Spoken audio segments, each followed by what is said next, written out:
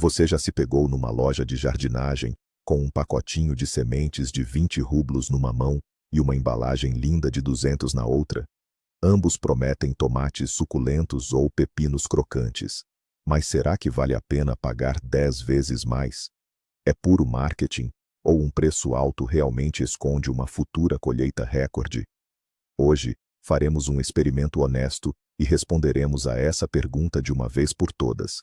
Plantaremos sementes baratas e caras em condições absolutamente idênticas e as acompanharemos desde o primeiro broto até o último fruto. Eu prometo, os resultados vão te surpreender. Para a pureza do experimento, escolhemos uma das culturas mais populares, o tomate. No nosso canto esquerdo do ringue, um pacotinho sem nome de 20 rublos com uma imagem simples. No direito, sementes de uma famosa empresa agrícola por 200 rublos, com promessas de resistência a doenças e um sabor incrível. As condições para ambos os lutadores serão espartanas, mas iguais. Solo idêntico, vasos iguais e a mesma quantidade de luz e água. Sem favoritismos. Vamos começar. Bem, amigos, vamos dar início ao nosso grande experimento. Capítulo 1. Desembalagem e primeiro contato. À nossa frente estão os nossos dois heróis, dois guerreiros, que se vão enfrentar na batalha pela colheita. Comecemos pelo nosso primeiro concorrente. Um pacote de sementes que custa apenas 20 rublos. O que encontramos? Um design simples, quase austero. Papel comum que amassa facilmente. A imagem dos tomates, sejamos francos, não desperta um apetite voraz. É um pouco desbotada, como se tivesse sido desenhada no século passado. O nome da variedade é algo genérico e popular, tipo favorito da horta ou alegria do pomar. Agora, vamos virar o pacote e ver o que o produtor nos promete. Geralmente, a informação é bem concisa. Frutos grandes e saborosos. Alta produtividade. Fácil de cuidar. Parece bom, mas notem, não há especificações. Quão grandes? Qual a produtividade exata em quilos? A que doenças é resistente? Silêncio total. Apenas palavras genéricas e agradáveis, as que gostamos de ouvir. O peso das sementes, 0,1 gramas. A data de validade é impressa com um carimbo simples, às vezes até um pouco torto. Em suma, é um trabalhador modesto que não tenta impressionar. Ele simplesmente existe. E lembrem-se, custa apenas 20 rublos. E agora, passemos ao seu oponente. O pacote de 200 rublos. A diferença é visível de imediato, a olho nu. Não é apenas papel, mas um cartão robusto e brilhante. Frequentemente, vem em embalagem dupla, um saco hermético de alumínio no interior para uma melhor conservação. A fotografia dos tomates é uma verdadeira obra de arte. Brilhante, suculenta, cada tomate reluz, com gotículas de orvalho visíveis. Dá vontade de o comer imediatamente, diretamente da imagem. Analisemos a descrição. Aqui, tudo é bem mais sério. Em primeiro lugar, é muito provável que seja um híbrido F1, o que já indica o trabalho de melhoramento genético. O nome será sonoro, talvez estrangeiro, e segue-se uma lista completa de vantagens, apoiadas em factos. Resistência a doenças específicas, como a fitofatose, verticilose, cladosporiose. Frequentemente, o peso exato do fruto é indicado, de 150 a 200 gramas. E o mais importante, a produtividade esperada. Por exemplo, até 5 quilos por planta com as técnicas de cultivo adequadas. O produtor não teme fazer promessas e apoiá-las com números. Toda a informação é impressa de forma clara e com qualidade. É evidente que esta embalagem teve o toque de especialistas em marketing. Então, o que temos nesta primeira fase? De um lado, um pacote modesto e de poucas palavras, por 20 rublos. Do outro, um exemplar vistoso, convincente e muito promissor, por 200. Mas a embalagem não é a colheita, certo? Será que é apenas um marketing genial e estamos a pagar por uma imagem bonita? Ou o preço mais elevado reflete, de facto, tecnologias avançadas, e uma garantia de resultados. Não vamos especular. Chegou a hora de descobrir o que realmente se esconde dentro destes pacotes. E agora, talvez a parte mais interessante. Vamos espreitar o interior. Capítulo 2. A aparência das sementes. Afinal, como diz o ditado, a primeira impressão é a que fica. Usamos 2 pires brancos para que tudo ficasse bem visível. Primeiro, despejamos o conteúdo do pacote mais barato. O que é que salta à vista? As sementes caem num pequeno montinho desigual e variado. A primeira coisa que notamos é que são todas diferentes, de tamanhos e calibres variados. Algumas são maiores e mais roliças, enquanto outras, ao lado, são bem pequenas e achatadas. Se olharmos com atenção, notamos que a cor também varia um pouco. Umas são mais claras, outras mais escuras. Há até algumas com pequenas manchas escuras. Juntamente com as sementes, caíram também um pouco de pó e pequenas impurezas, talvez restos de frutos secos. Não há a sensação de que tenham sido cuidadosamente selecionadas. Parece que foram simplesmente colhidas, secas e embaladas sem grande critério. De imediato, surge a pergunta: será que o tamanho irá influenciar o futuro rebento? As sementes mais pequenas darão origem a plantas mais fracas? Vamos registrar esta questão. E agora, o grande momento. Vamos abrir o pacote mais caro. Como já disse, estes costumam trazer uma embalagem interior de folha de alumínio. Cortamos cuidadosamente e despejamos no segundo pires. E, uau! O contraste é impressionante. Dá a sensação de que foram produzidas numa fábrica e não simplesmente colhidas da horta. As sementes estão dispostas uma ao lado da outra, como soldados em formação. São praticamente idênticas em tamanho e forma, perfeitamente calibradas. A cor é uniforme, um bege claro e saudável. São completamente limpas, sem um grão de pó ou sujidade, e têm um aspecto liso e polido. É logo visível que estas sementes passaram por um rigoroso processo de seleção. Tudo o que era pequeno, danificado ou fora do padrão foi descartado. Vamos colocar os pires lado a lado. À esquerda, temos uma equipa de miúdos da aldeia, de idades e tamanhos variados. À direita, um esquadrão de forças especiais, todos em uniforme impecável. A diferença é gritante. E mais uma vez, a questão que se impõe: esta calibração oferece uma vantagem real? Ou será apenas um perfeccionismo do fabricante, que nos faz pagar mais do nosso bolso? Afinal, teoricamente, qualquer semente saudável, por mais pequena que seja, carrega em si o programa genético para o crescimento. Mas o aspecto é apenas uma parte. Muito mais importante é a forma como as sementes estão preparadas para o seu grande teste: a plantação. E sobre isso, falaremos no próximo capítulo. Passamos agora ao terceiro capítulo: o tratamento pré-sementeira. É aqui que começam a surgir as primeiras diferenças significativas, e muitas vezes imperceptíveis à primeira vista. Voltemos às nossas sementes mais simples. Como já vimos, elas são totalmente nuas, naturais, tal como a natureza as criou. O que isto significa para nós jardineiros? Significa que toda a responsabilidade pela sua preparação recai sobre os nossos ombros.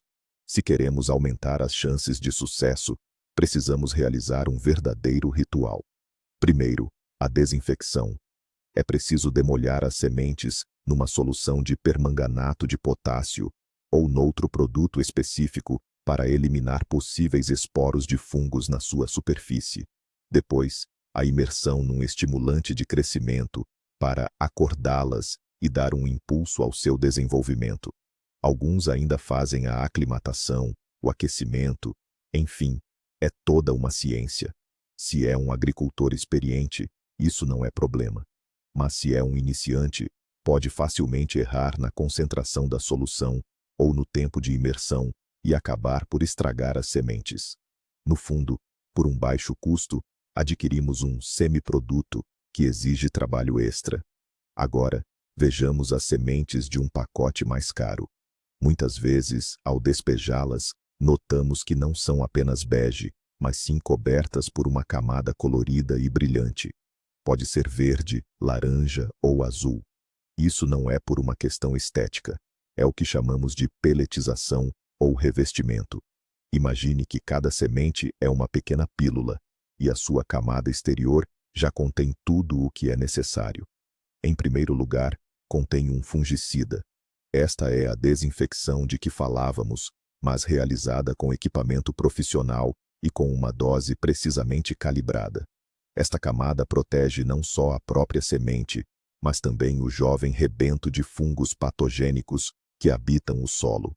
Em segundo lugar, a composição da camada muitas vezes inclui um complexo de micronutrientes e estimulantes de crescimento. É como um capital inicial, ou uma barra energética para a futura planta. Ajuda a semente a acordar mais rapidamente e fornece-lhe nutrientes na sua fase inicial, a mais vulnerável da sua vida. Assim, o produtor das sementes mais caras já fez todo o trabalho de preparação por nós. É como se ele dissesse: não se preocupe, nós tratamos de tudo. Apenas plante esta semente na terra. Aliás, estas sementes nunca devem ser demolhadas, para não remover essa camada protetora e nutritiva.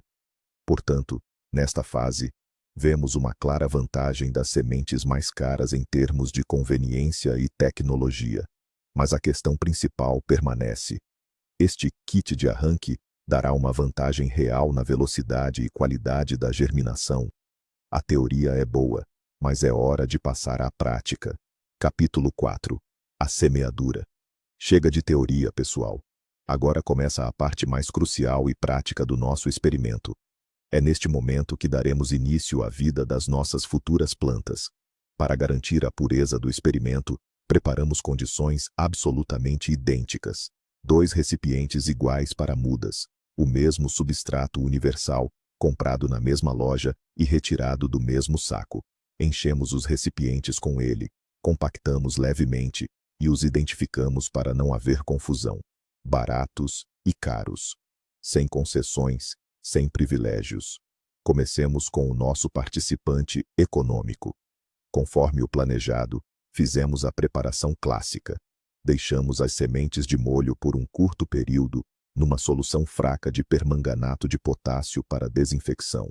Agora, com a ajuda de uma pinça, espalhamos cuidadosamente as sementes pela superfície do substrato úmido. Plantamos exatamente 10 sementes. Isso é crucial para que, mais tarde, possamos calcular a percentagem exata de germinação. Agora é a vez das sementes caras, as tratadas. Sua casca vibrante é bem visível na terra escura. Lembro que estas as plantamos absolutamente secas, direto do pacotinho, para preservar todos os benefícios da camada protetora. Exatamente da mesma forma, com a pinça, distribuímos 10 sementes no seu recipiente pessoal. Com todas as sementes posicionadas, cobrimos-as delicadamente com uma fina camada do mesmo substrato, cerca de meio a 1 centímetro. Pressionamos suavemente a superfície com a palma da mão para garantir um bom contato das sementes com o solo. E, para finalizar, a rega. Não derramamos água com um regador para não desenterrar as sementes, mas sim, umedecemos o solo cuidadosamente com um borrifador. E novamente, controle rigoroso, 20 borrifadas em cada recipiente. O toque final. Cobrimos ambos os recipientes com plástico filme transparente. Isso criará um efeito de mini estufa, mantendo a umidade e o calor, tão essenciais para a germinação. Agora, os colocamos lado a lado, no mesmo local quente e luminoso. Bem, as apostas estão feitas. As sementes estão na terra. A partir deste momento, a corrida começa. Só nos resta esperar, observar e registrar os resultados. Quem será que vai despontar primeiro? Capítulo 5. A ansiedade da germinação. Esta é, talvez, a fase mais emocionante e um pouco nervosa para qualquer jardineiro. Fizeste tudo o que estava ao teu alcance, e agora só resta esperar e ter esperança. Os nossos 2 recipientes estão lado a lado, como incubadoras, debaixo de uma película transparente. Passou o primeiro dia. Silêncio. Passou o segundo. Mais uma vez, nada. A terra nos recipientes está úmida e forma-se condensação na película, o que significa que o microclima está correto. No terceiro dia, começas a espreitar lá para dentro várias vezes. A impaciência cresce. Olhas atentamente para a superfície escura do solo, a tentar vislumbrar o mais pequeno sinal de vida. E então, chega a manhã do quarto dia. Aproximamo-nos dos nossos recipientes e, lá está. No tabuleiro com a etiqueta Caras, notamos uma minúscula, mas muito confiante, alça verde a romper a terra. É o primeiro rebento, o mais corajoso e o mais rápido. Ao final da tarde do mesmo dia, mais 2 companheiros juntam-se a ele. São como pequenos exploradores que foram os primeiros a vir à superfície. E no recipiente com as sementes baratas? Por enquanto, silêncio. A terra permanece imóvel. Verificamos novamente. Talvez tenhamos esquecido algo. Não, as condições são as mesmas. Mas por enquanto, eles dormem. Chega o quinto dia. O cenário torna-se ainda mais claro. No recipiente das sementes caras, já se exibem 7 alças verdes e robustas. Parecem vigorosos e cheios de energia. E no das sementes baratas, finalmente, surgiu o primeiro rebento, um pouco tímido. É um pouco mais fino do que os seus vizinhos concorrentes, mas está ali, conseguiu romper. Ao fim do sexto dia, já podemos tirar as primeiras conclusões intermédias. As sementes caras apresentaram um resultado praticamente 100%, quase em simultâneo. Já as baratas germinam de forma irregular. Alguns brotaram no quinto dia, outros no sexto, e outros mal acabaram de aparecer. Este é um indicador muito importante. A germinação uniforme é a garantia de que todas as plântulas se desenvolverão de forma consistente. Não terás de esperar pelos atrasados. Nesta fase, as sementes caras ganham claramente em velocidade e sincronia. Mas o principal indicador é, claro, a quantidade total. Quantos rebentos no total aparecerão? Vamos dar-lhes mais uns dias, e depois contamos. Pois bem, uma semana se passou. Todos os que queriam e podiam já germinaram. Chegou a hora do capítulo 6, o mais importante nesta fase. Vamos contar os nossos brotos. Agora vamos obter os primeiros números concretos, e poderemos avaliar um dos indicadores-chave da qualidade das sementes, a taxa de germinação. Primeiro, vamos até o recipiente rotulado Caros. Vamos contar juntos. 1, 2, 3, 8, 9, 10, 10 em 10. O resultado, 100%. Cada semente, protegida por sua camada protetora, despertou e deu vida a uma nova planta. Os brotos estão em uma linha reta, uniformes e organizados. Este é um resultado perfeito, que mostra que o produtor não selecionou e tratou cada semente em vão. Todo o lote se mostrou viável. É impressionante. Agora, passamos para o nosso recipiente econômico. Aqui, a situação é um pouco diferente. É imediatamente visível que os brotos não estão tão densos. Começamos a contar. 1, 2, 3, 4, 7, 8. 8 brotos. 2 sementes simplesmente não germinaram. Ou seja, a taxa de germinação foi de 80%. Parece que a diferença não é assim tão catastrófica. 80% é um índice bem razoável e funcional para sementes comuns. Muitos jardineiros ficariam satisfeitos com esse resultado. Mas vamos olhar por outro ângulo. Acontece que 2 sementes de 10, ou seja, 20% do conteúdo do pacote, eram inviáveis desde o início, meramente cascas vazias. Gastamos nelas espaço no recipiente, nossa atenção e nosso tempo. Se tivéssemos plantado, digamos, 100 sementes, 20 delas simplesmente não teriam brotado. E agora, vamos traduzir isso em dinheiro. Assumindo que nosso pacote de 20 rublos continha 10 sementes. Isso significa que o custo de uma semente era de 2 rublos. Como 2 delas não germinaram, na verdade jogamos 4 rublos fora. O pacote caro custava 200 rublos, uma semente, 20 rublos. Mas todas germinaram. Aqui não perdemos um centavo. Claro, em termos absolutos, é uma quantia pequena. Mas o fato em si já diz muito. Ao comprar sementes caras, pagamos pela garantia, pela certeza de que cada semente é uma planta em potencial. Com sementes baratas, jogamos uma pequena loteria. Desta vez tivemos sorte, e 8 germinaram. Mas poderiam ter germinado 5 ou 6. Nesta fase, as sementes caras conquistam seu primeiro ponto de destaque pela taxa de germinação de 100%. Capítulo 7. A força e a saúde das plântulas. Já contabilizamos a quantidade, mas agora é hora de avaliar a qualidade. Afinal, não basta apenas germinar. O importante é como a planta veio ao mundo, como um exemplar robusto e saudável, ou como um broto fraco e raquítico. Vamos agora comparar cuidadosamente os nossos 2 grupos de plantas recém-nascidas. Olhemos novamente as plântulas provenientes das sementes mais caras. O que salta à vista de imediato? Elas são todas uniformes, como se tivessem sido selecionadas a dedo. Os caules, ou como os agrônomos chamam, os hipocótilos, são grossos, de um verde intenso e suculento, alguns até com um tom arroxeado, indicando um bom desenvolvimento e uma excelente capacidade de assimilar fósforo.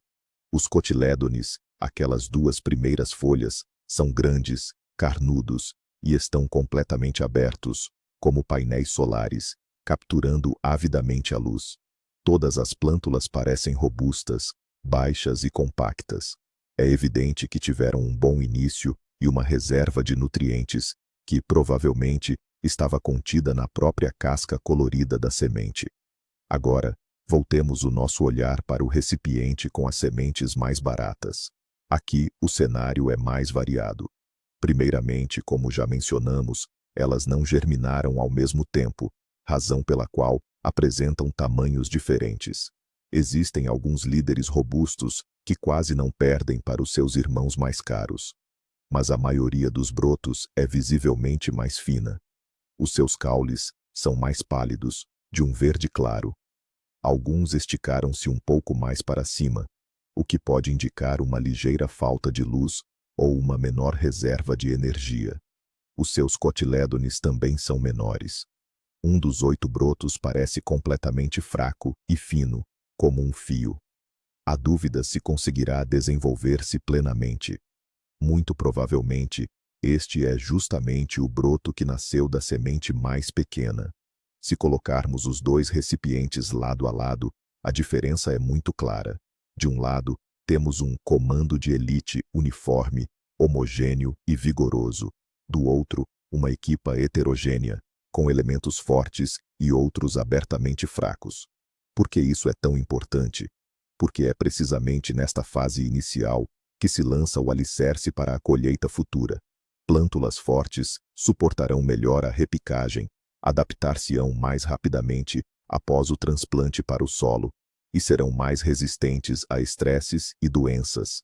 Já uma planta fraca exigirá de nós mais atenção, fertilizantes e muitos malabarismos, e não há garantia de que, no final, ela alcançará as suas irmãs mais fortes.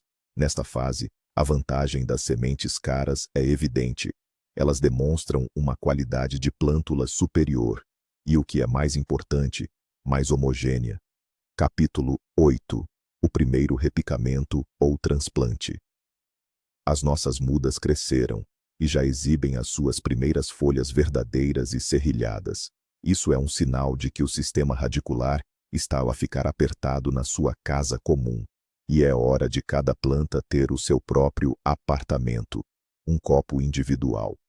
Este processo, conhecido como repicamento, é o primeiro grande choque para as jovens plantas. Agora vamos ver como as nossas 2 equipas se sairão neste desafio. Preparamos copos de plástico idênticos, enchendo-os com o mesmo substrato. A nossa tarefa é remover e transplantar cada plântula do recipiente comum com o máximo cuidado. É crucial danificar o mínimo possível o delicado sistema radicular. Comecemos pelas mudas premium. Com uma pequena espátula, levantamos cuidadosamente o torrão de terra com a planta. E o que vemos ao retirá-la? A plântula possui um sistema radicular excepcionalmente bem desenvolvido. É um torrão denso e bem ramificado de raízes brancas que segura firmemente a terra. Este é o chamado sistema radicular fasciculado. Transplantar uma planta assim é um verdadeiro prazer. Simplesmente colocamos o torrão na cova preparada no copo, apertamos a terra em volta e regamos. A planta nem sequer parece notar que foi realojada. Praticamente não perde o turgor, e as folhas permanecem viçosas. Todas as 10 mudas passam por este procedimento sem qualquer problema. Agora é a vez da equipa econômica. Com o mesmo cuidado, levantamos a primeira, a plântula mais robusta. O seu sistema radicular também é razoável, embora talvez um pouco menos ramificado do que o das premium. Mas quando pegamos nas mudas mais frágeis, o cenário muda. As suas raízes são visivelmente menos abundantes. São mais finas, e o torrão de terra não é tão compacto, desfazendo-se facilmente e expondo as raízes. Isto já é um problema.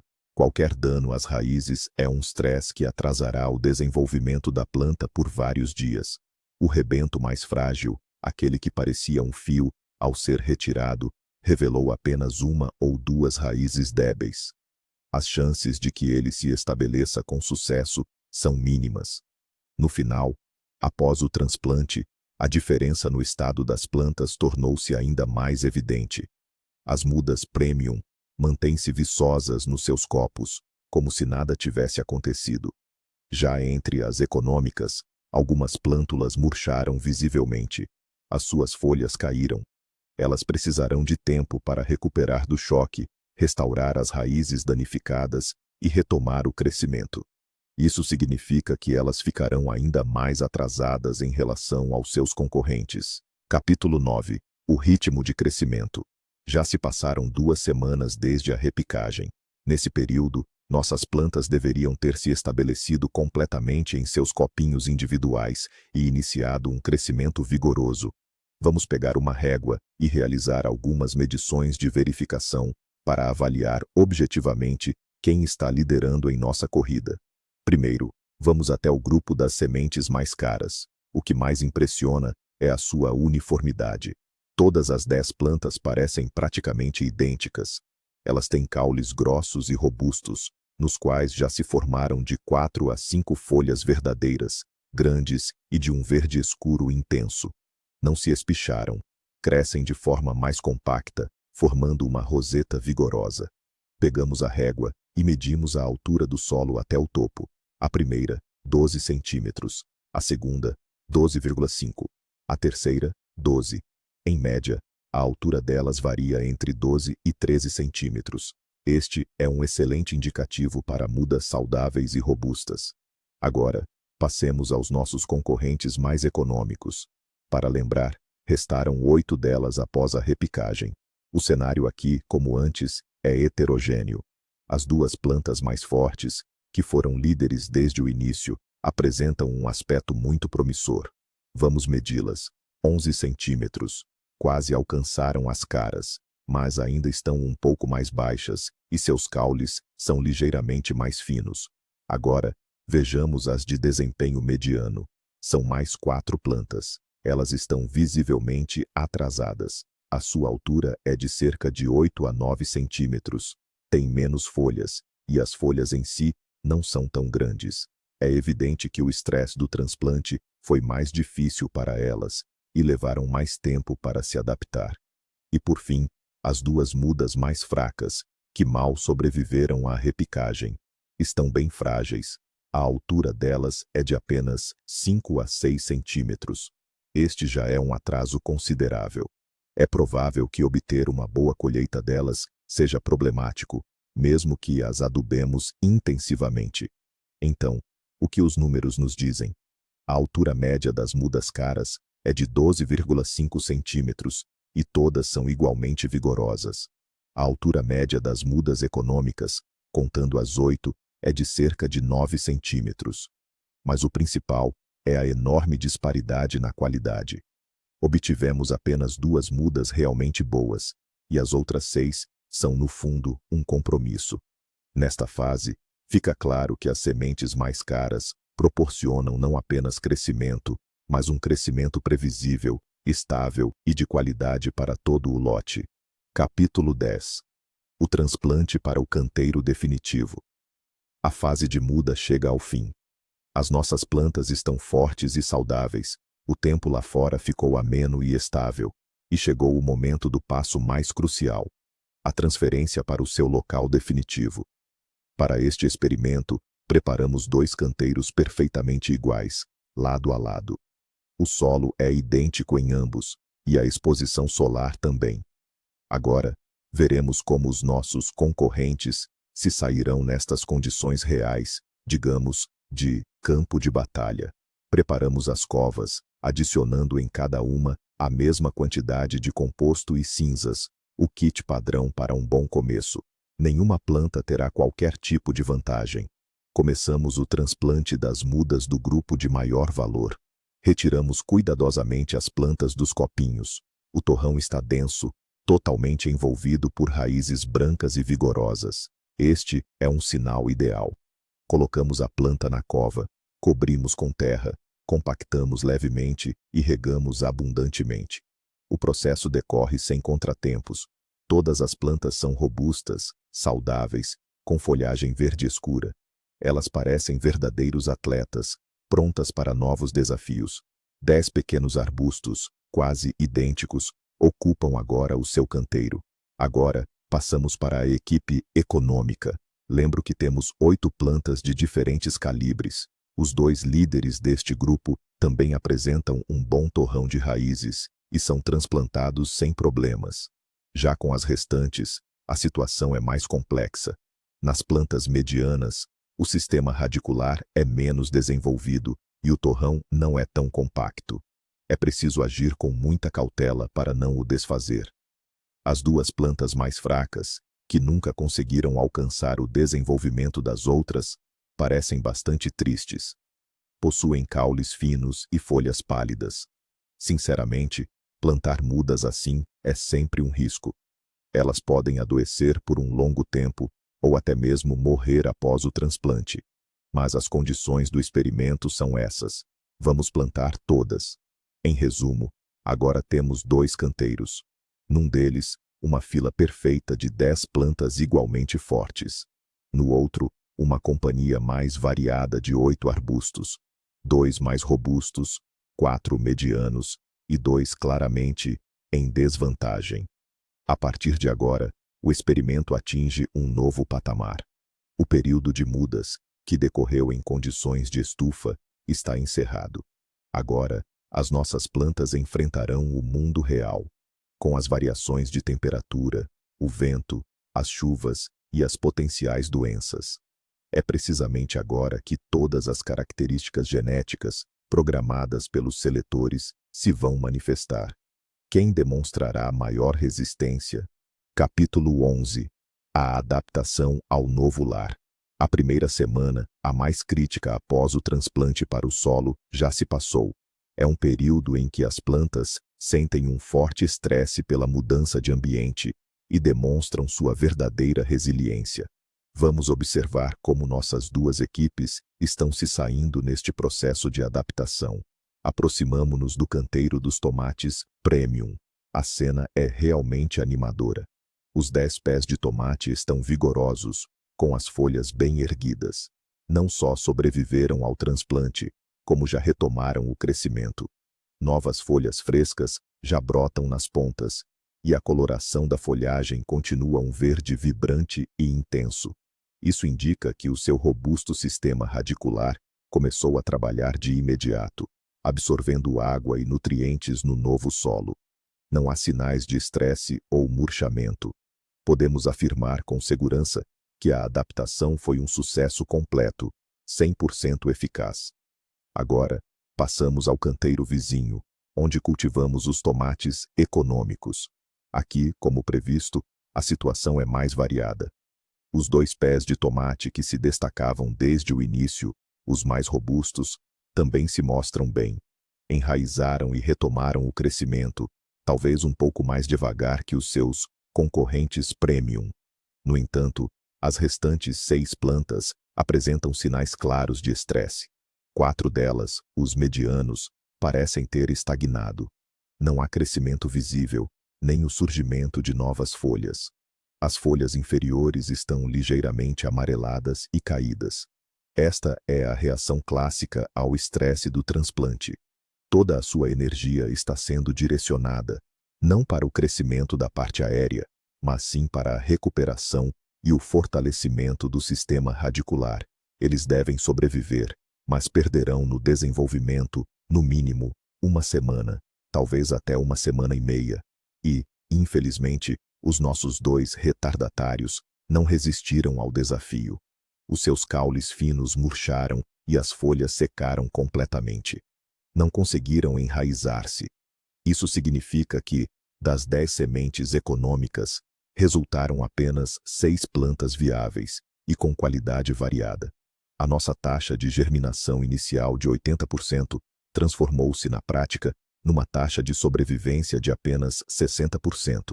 Nesta fase, torna-se evidente a importância do capital inicial que as mudas premium possuíam. A robustez, as raízes vigorosas e a uniformidade permitiram que elas superassem o transplante sem perda de tempo ou energia.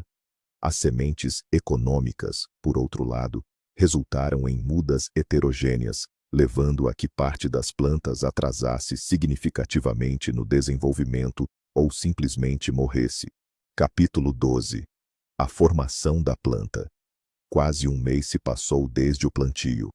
Nossos tomates já estão bem crescidos, e agora podemos observar seu desenvolvimento e a formação da planta. Esse é um indicativo crucial, já que a robustez e a saúde da planta são diretamente ligadas à colheita futura. Vamos dar uma olhada no canteiro dos nossos híbridos caros. O que observamos? Todos os 10 pés de tomate estão se desenvolvendo de forma muito uniforme. São plantas robustas, com um caule central grosso e forte. As folhas são grandes, de um verde escuro intenso, sem qualquer sinal de doenças. Mas o mais interessante é o seu padrão de crescimento. Esses tomates estão produzindo ativamente brotos laterais, os chamados ladrões, e o fazem de maneira bastante sincronizada. As plantas ficam bem copadas e frondosas. Isso demonstra um grande vigor de crescimento, geneticamente determinado.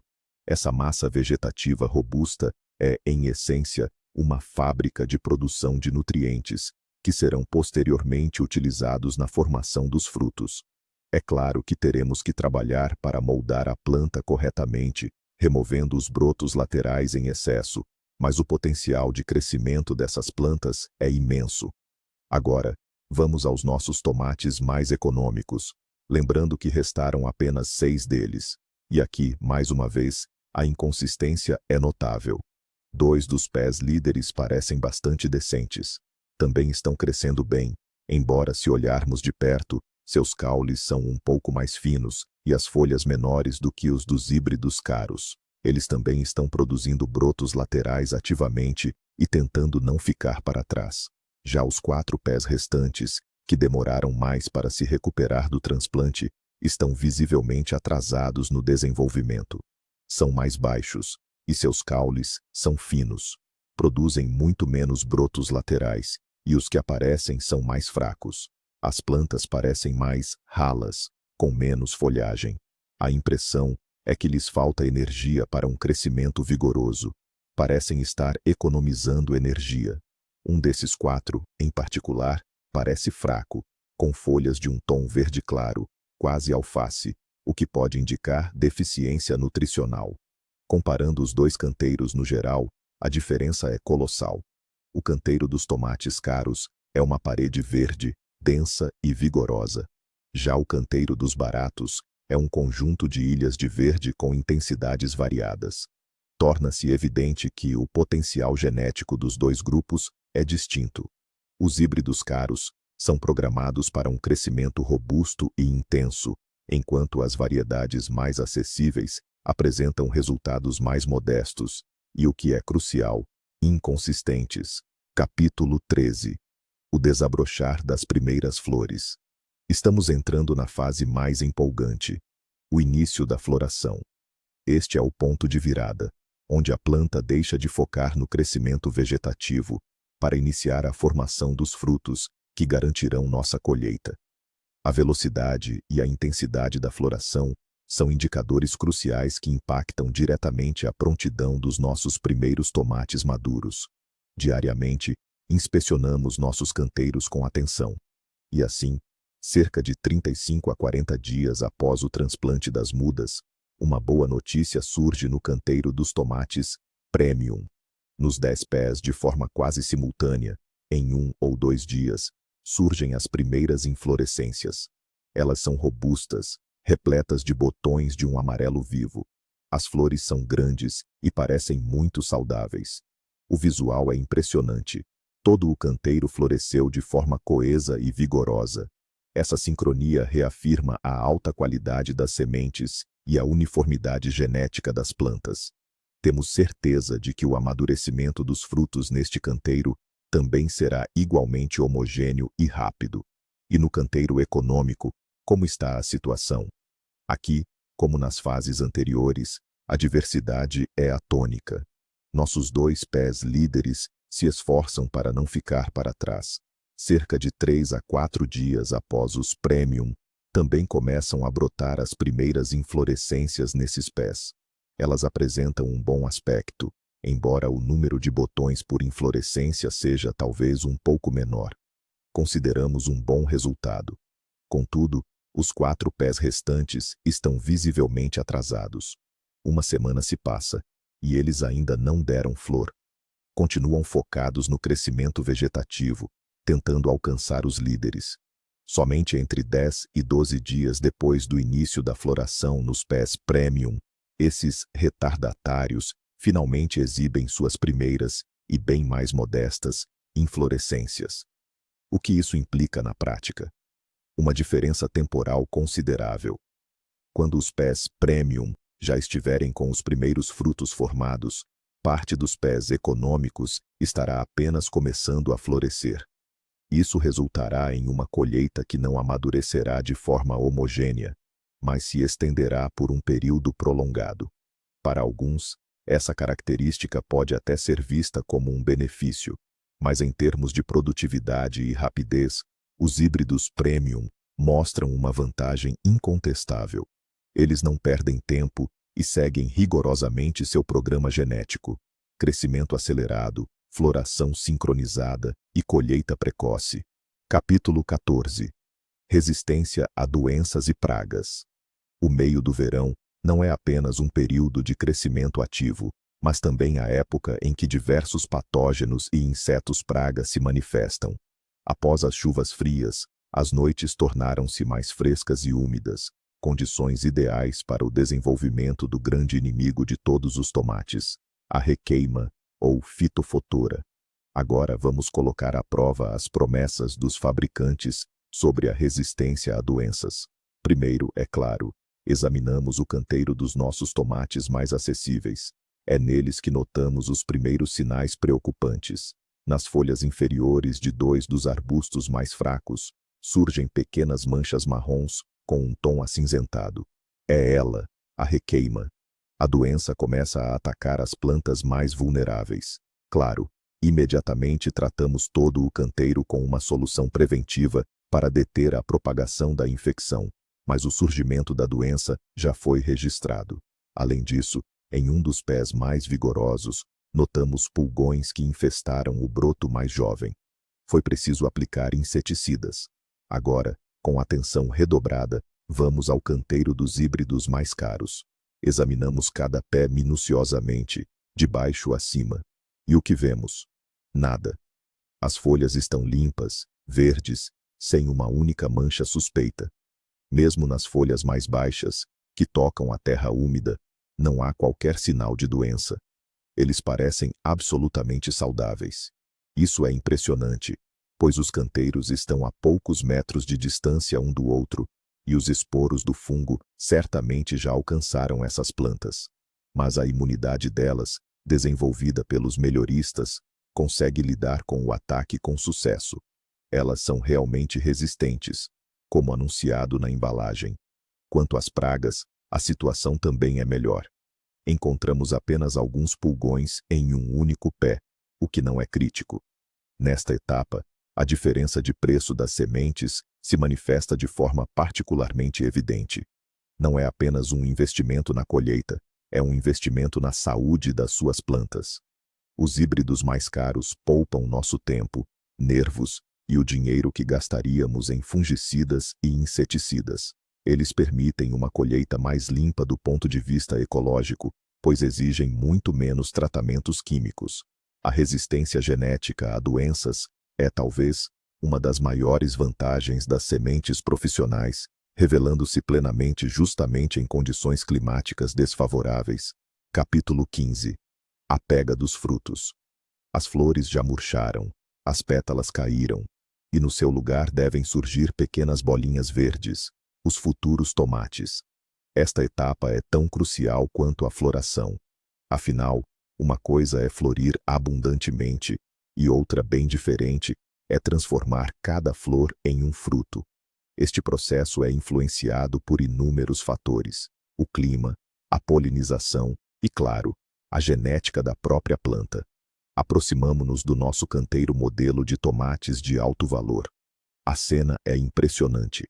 Praticamente em cada cacho de flores, 5 a 6 frutos se formaram. São uniformes em tamanho e de aspecto impecável. Quase não há flores vazias ou caídas. Isso é o que chamamos de alta pega de frutos. A planta tem força suficiente para sustentar quase todas as flores que produziu. Os pés estão literalmente repletos de cachos de pequenos tomates verdes. Já neste estágio, podemos prever uma colheita excelente. Agora, vamos para o canteiro vizinho, o mais econômico. Aqui, a situação continua desigual, como antes. 2 dos nossos pés líderes estão se saindo razoavelmente bem. Em seus cachos, formaram-se 3 a 4 frutos. É menos do que nos de alto valor, mas ainda assim, um resultado decente. Contudo, ao lado dos frutos formados, é possível ver muitos pecíolos secos de flores que caíram. A planta simplesmente faltou força para nutrir todos os botões do cacho, e ela descartou os excedentes. Já nos 4 pés mais fracos, a situação é bem pior. Em cachos onde havia 5 a 7 flores, apenas 1 a 2 tomates se desenvolveram. As demais flores simplesmente caíram. Alguns cachos, inclusive, ficaram completamente vazios, sem formar um único fruto. No final, os pés parecem bem modestos, com frutos verdes solitários pendurados aqui e ali. Por que isso acontece? Híbridos desenvolvidos por profissionais frequentemente possuem a capacidade genética de formar frutos, mesmo em condições desfavoráveis. Por exemplo, em climas quentes ou, inversamente, frios. Em variedades comuns, essa capacidade é menos acentuada. São mais caprichosas e reagem intensamente a qualquer estresse, abortando flores e frutos. Assim, nesta fase, percebemos que as sementes de alto valor não apenas prometem, mas realmente garantem uma produtividade muito maior de cada planta individual. A quantidade de futuros tomates nos canteiros difere não em percentagens, mas sim por múltiplos. Capítulo 16. Tamanho e forma dos frutos. Mais algumas semanas se passaram. Nossos tomatinhos verdes cresceram, amadureceram e já atingiram o tamanho característico da variedade. Agora podemos avaliar sua aparência e comparar com o que foi prometido na embalagem. Comecemos pelo canteiro onde crescem nossos preciosos híbridos. A primeira coisa que chama a atenção é a uniformidade. Todos os frutos nos pés são como irmãos gêmeos. Eles têm a mesma forma, perfeitamente redonda ou em formato de ameixa, exatamente como na imagem brilhante do pacote. A pele é lisa, brilhante, sem uma única mancha ou rachadura. O tamanho também impressiona. Pegamos uma régua e medimos aleatoriamente alguns tomates. Todos estão entre 6 e 7 centímetros de diâmetro. São frutos grandes, pesados, que os agrônomos chamam de comerciais. Qualquer um deles pode ser exposto no balcão de uma loja sem constrangimento. As plantas parecem muito produtivas, Cachos robustos se curvam sob o peso de frutos idênticos e bonitos. Agora, passemos ao canteiro mais econômico. Aqui, novamente, somos recebidos pela diversidade. Nos 2 pés de destaque, há tomates bastante decentes. Eles, claro, não são tão perfeitos quanto os caros. Alguns são um pouco tortos, outros apresentam nervuras perto do pedúnculo. E o tamanho varia bastante. Num mesmo cacho, pode haver um tomate grande e vários visivelmente menores, mas, no geral, é um bom resultado para uma variedade comum. Já nos outros 4 pés, a situação é desanimadora. Os frutos são poucos e francamente pequenos. Muitos deles não cresceram mais do que uma noz. A forma é a mais variada possível. Há redondos, tortos e alguns angulosos. Em alguns tomates, especialmente na parte superior, apareceram manchas escuras. É a podridão apical, uma doença fisiológica que frequentemente afeta plantas fracas em condições desfavoráveis. Ou seja, parte da já pequena colheita estará simplesmente estragada. Em resumo, se compararmos a aparência, as sementes caras nos deram uma colheita premium, frutos bonitos, uniformes, grandes, totalmente em conformidade com a variedade anunciada. As sementes baratas nos renderam uma colheita de classe econômica, frutos de tamanhos variados, nem sempre bonitos, parte dos quais era pequena ou estava afetada por doenças. Já agora, mesmo antes da pesagem, é visualmente claro que, em termos de massa da colheita, os tomates caros lideram com uma enorme vantagem. Capítulo 17. A velocidade de maturação. Tomates verdes são, claro, um bom sinal, mas todos nós aguardamos ansiosamente o momento em que finalmente ficam vermelhos. Para muitos jardineiros amadores, especialmente em regiões com verões curtos, a rapidez em obter a primeira colheita é um fator crucial. Vamos descobrir qual dos nossos participantes se revelou o verdadeiro sprinter nesta corrida final. Todos os dias, inspecionamos os canteiros cheios de expectativa. E então, numa manhã soalheira, lá está ele. No canteiro dos híbridos mais caros, um dos tomates do cacho inferior começou a mudar de cor. Primeiro, adquiriu um tom esbranquiçado, depois ficou levemente rosado, e em apenas alguns dias, já brilhava com um vermelho intenso e vibrante. O primeiro saiu, mas o mais interessante é que os outros seguiram o seu exemplo quase de imediato. Literalmente, no espaço de uma semana, em todos os 10 pés, os cachos inferiores começaram a amadurecer em conjunto e de forma sincronizada. Isto é incrivelmente prático.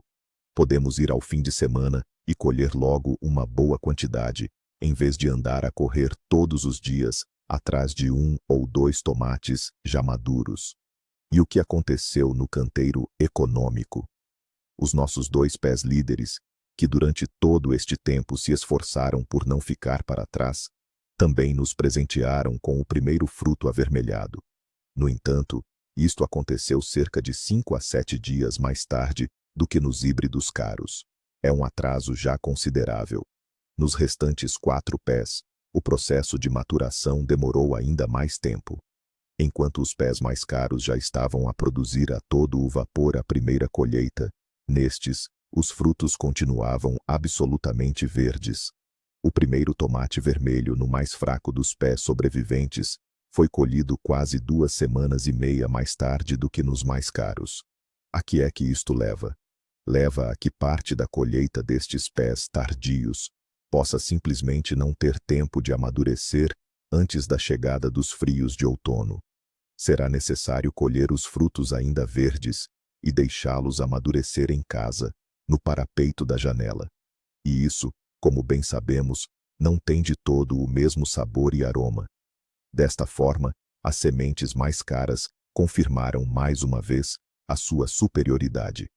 Não só garantiram uma maturação precoce, como também, o que é igualmente importante, uma produção de colheita sincronizada. Este é mais um ponto a seu favor, que prova que por detrás do preço mais elevado estão anos de trabalho de seleção, focados em obter um resultado previsível e rápido. Capítulo 18. Pesando a colheita. Chegou a hora da verdade. O clímax do nosso experimento. Terminamos de colher todos os frutos maduros de ambos os canteiros. À nossa frente, 2 grandes cestas de tomates. Visualmente, a diferença já é óbvia, mas precisamos de números exatos e imparciais. Para isso, munimo-nos de uma balança de cozinha digital. Primeiro, colocamos na balança a colheita do canteiro onde cresceram nossos caros híbridos. Lembro que havia 10 pés. Pesamos os tomates em levas, somando os resultados. O número final no display é impressionante. 22 quilos e 400 gramas. 22 quilos de tomates selecionados e bonitos. Através de cálculos simples, obtemos que, em média, cada pé nos deu um pouco mais de 2 quilos e 200 gramas de colheita. Este é um resultado excelente, de nível industrial, que corresponde plenamente às promessas da embalagem. Agora é a vez da colheita do canteiro mais econômico. Aqui, lembro-me, apenas 6 plantas sobreviveram e deram frutos. Colocamos a cesta na balança, o número no display, 7 quilos e 800 gramas. Quase 3 vezes menos, mas vamos calcular a produtividade média por pé, para que a comparação seja mais justa. Dividimos 7.800 por 6 pés e obtemos 1 kg e 300 gramas por planta. E agora, vamos comparar as médias. 2 kg e 200 gramas de um pé do híbrido caro contra 1 kg e 300 gramas de um pé do canteiro econômico. A diferença é de 900 gramas. Ou seja, o híbrido mais caro se mostrou quase 70% mais produtivo do que a planta média cultivada a partir de sementes baratas. Voltando à questão financeira, gastamos 200 rublos nas sementes caras e obtivemos 22 quilos. O custo por quilo de tomate, considerando apenas as sementes, foi de aproximadamente 9 rublos. Nas sementes baratas, gastamos 20 rublos e colhemos quase 8 quilos. O custo foi de 2 rublos e 50 centavos por quilo. Sim, por este critério, as sementes baratas parecem mais vantajosas. Mas obtivemos quase 3 vezes menos colheita da mesma área. Se quiséssemos obter 22 quilos com as sementes baratas, precisaríamos de quase o dobro de terra, esforço, água e fertilizantes. E isso sem contar os custos com produtos para combater as doenças, com os quais tratamos o canteiro econômico. Os números falam por si. No principal indicador, a produtividade, as sementes caras obtiveram uma vitória indiscutível. Capítulo 19. A degustação. Bem, amigos, chegamos à parte mais prazerosa do nosso experimento.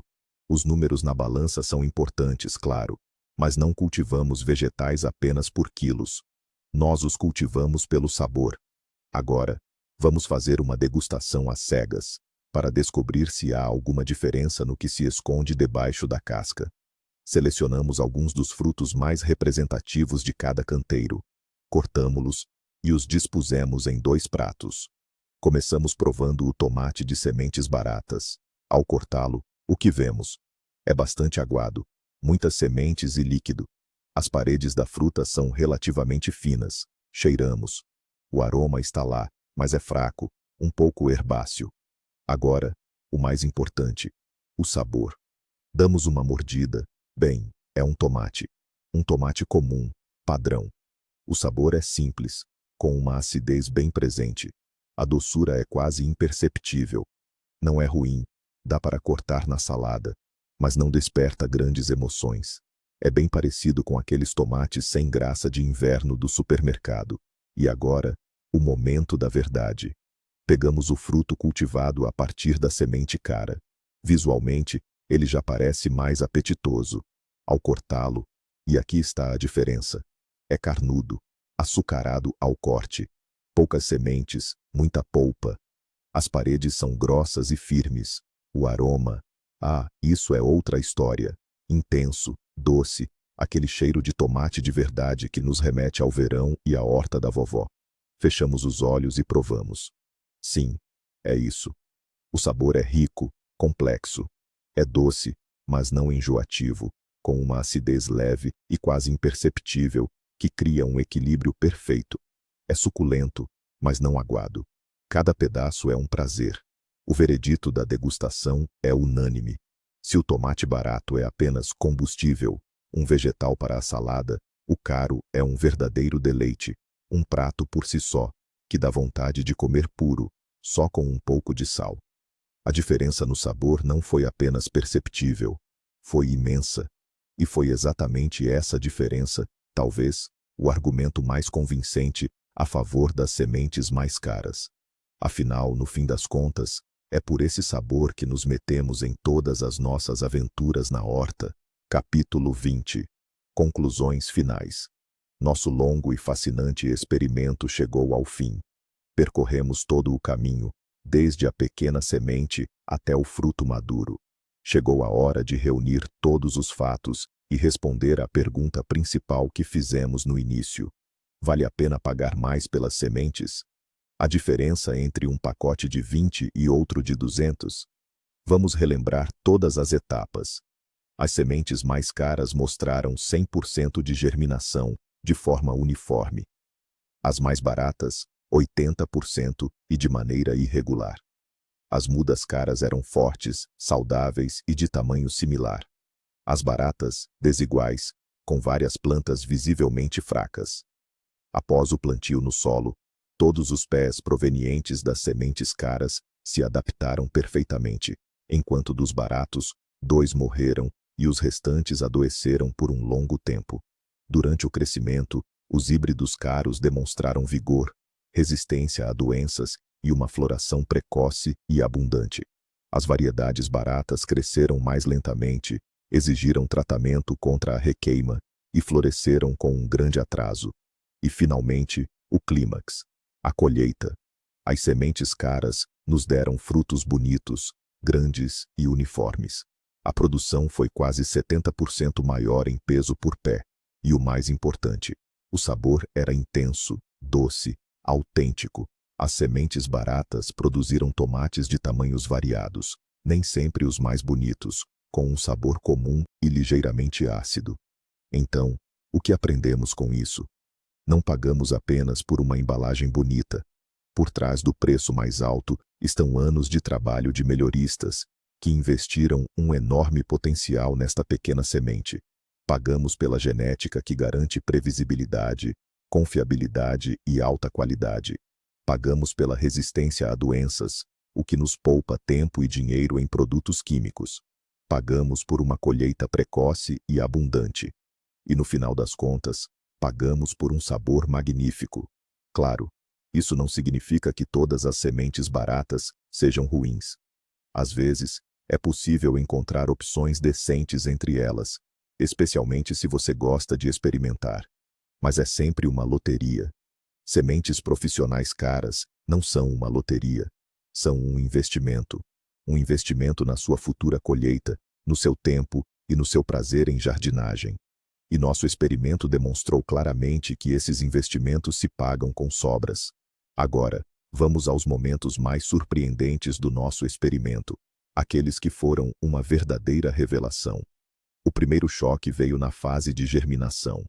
As sementes mais baratas mostraram uma taxa de 9 em 10, enquanto as mais caras, 10 em 10. A diferença, mínima. No início parecia que tínhamos jogado dinheiro fora. As mudas também cresceram de forma semelhante, e já estávamos prontos para desmistificar a ideia de que sementes caras valem a pena. Mas foi depois disso que o mais interessante começou. Eis o ponto crucial. Após o plantio no solo, quando chuvas frias de meio de verão começaram, os pés de tomate das sementes baratas foram os primeiros a apresentar manchas de requeima. Tivemos que tratá-los. Já os caros, conforme prometido, demonstraram uma resistência fenomenal. Praticamente não foram afetados. Mas o golpe principal veio na balança. A colheita dos pés de sementes caras foi 40% mais pesada. Os frutos eram maiores, mais uniformes, como se tivessem sido selecionados a dedo, enquanto os baratos renderam muitos tomates pequenos e irregulares. E, finalmente, o sabor. Os tomates baratos eram comuns. meio ácidos, aguados. Já os caros, doces, carnudos, com aquele verdadeiro aroma de tomate. A diferença não era apenas notável, era colossal. Para concluir, vale a pena pagar 10 vezes mais por sementes? Nossa resposta é sim, se o resultado é importante para você. Sementes baratas são uma loteria. Você pode ter sorte ou não. Sementes caras são um investimento em previsibilidade, na saúde das plantas, na quantidade e, o mais importante, na qualidade da sua colheita.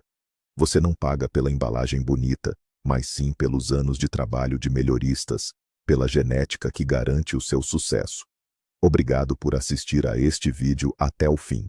Se o nosso experimento foi útil para você, deixe seu like e inscreva-se no canal para não perder novas comparações e testes. Agora, uma pergunta para vocês. Qual foi a sua melhor ou, pelo contrário, pior experiência com sementes? Compartilhe suas histórias nos comentários. Vamos conversar.